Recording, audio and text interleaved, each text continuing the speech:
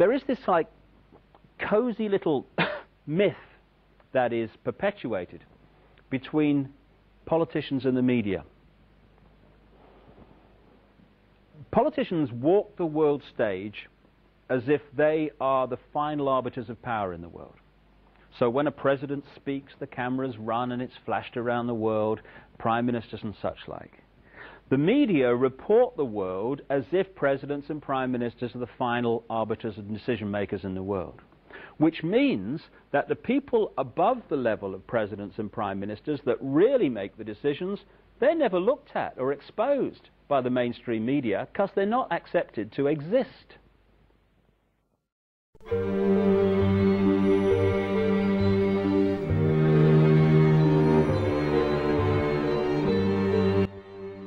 Well, I was in the FBI for 27.5 years, and at the time of my retirement in 1979, I was the senior special agent in charge of the FBI Los Angeles office. I developed information personally about just extensive corruption in the government, not only at the federal level, but all the way down to the city and state level across this country. I have information about corrupt judges, corrupt law enforcement, prosecutors, county officials, judges. It involves drugs, it involves pornography, it involves prostitution, it involves cults, pedophilia. The bottom line is to take over the country and the world. For what, though? Power, greed. This goes back over 200 years, back to 1776, with the establishment of an organization known as the Illuminati. And if your listeners don't know what the Illuminati is, they need to run down to the library and look it up and do some research, because on May the 1st, 1776, a fellow named Adam Weishaupt, German, set forth 25 goals at the request of the Rothschild group that they needed to initiate in order to take over the world. We're talking about destroy the sovereignty of countries and destroy religions. And that's where it really started in modern day. And right today, believe it or not, and we have the documentation for this, we are probably 90%, their goals have probably been filled at the great rate of about 90%. This Illuminati, this group who called themselves the Enlightened Ones, had gained positions of power through control of the banking system. The Illuminati was founded on May 1st, 1776 by Adam Weishaupt, a professor at Ingolstadt University. Weishaupt obviously had been a serious student of the occult, for many of its bizarre features and symbols were incorporated into his organization. Weishaupt had been active in the Masonic lodges of Germany and found in them the perfect vehicle for recruiting into his secret order, which he described publicly as the highest level of Freemasonry. The Illuminati was formally incorporated into the Masonic lodges at the Congress of Wilhelmsbad in 1780. There were 8 conspiratorial rings within rings, advancing from the outermost novice inward to Rex, or king. The king, of course, was Weishaupt himself, who had adopted the code name Spartacus.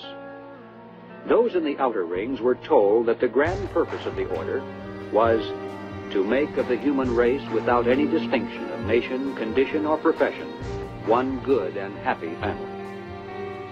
But by the time the member had advanced to the level of presbyter, or priest, his oath of absolute secrecy and obedience had become deadly serious. Only then was he allowed finally to see the ultimate goal of the order.